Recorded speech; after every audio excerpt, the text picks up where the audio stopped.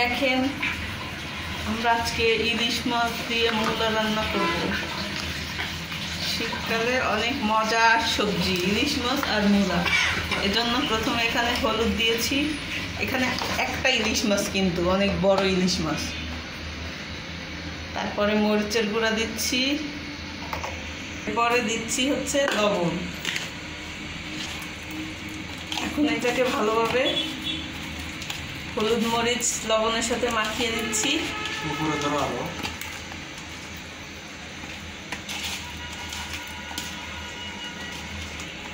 চুলায় কড়াই বসাইছি, এটাতে এখন তেল দিব।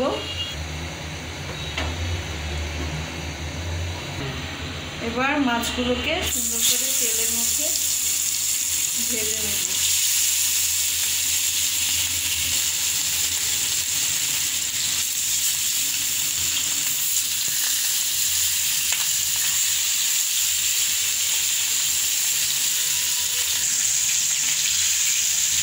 মাছগুলোকে এখন উল্টে দিচ্ছি। মূলা দিয়ে ইলিশ মাছ রান্না করলে মাছগুলোকে একটু কড়া করে ভেজে নেবেন, তাহলে মূলার গন্ধ থাকবে না, মাছের ফ্লেভারটা অনেক সুন্দর করে। আর এই মূলা খাইলে বাড়িও হবে না।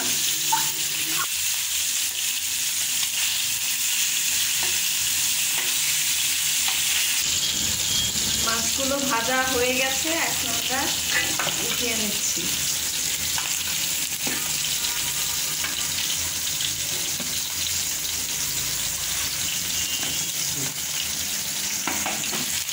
মাথাটা আর একটু বেশি কড়া করে ভেজে নিচ্ছি, ভেজে উঠিয়ে নিলাম।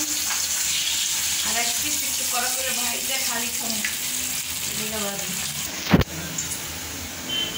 পেঁয়াজ আর কাঁচামরিচ দিয়ে দিয়েছি, আর এর মধ্যে মাছের সে ভেজে রাখা তেলটা দিয়ে দিচ্ছি।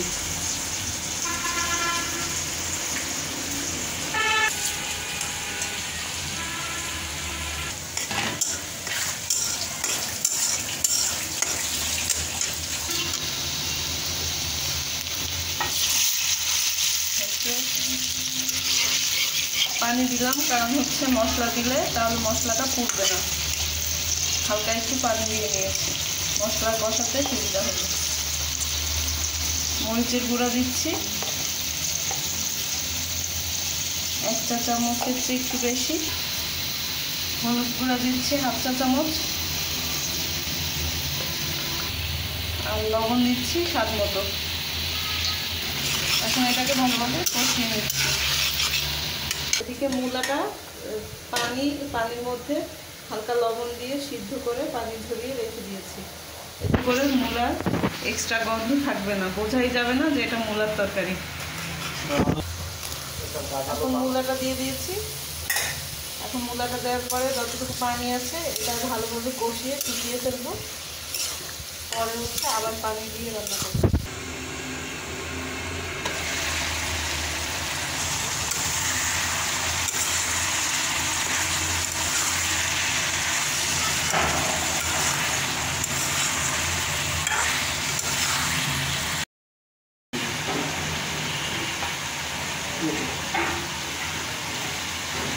এখন মাছগুলো দিয়ে দিয়েছি, আর দিব হচ্ছে পানি। এখন দিব হচ্ছে পানি দিয়ে এটাকে এখন ঢাকনা দিয়ে ঢেকে ভালোভাবে রান্না করব, মানে ভুনা করব।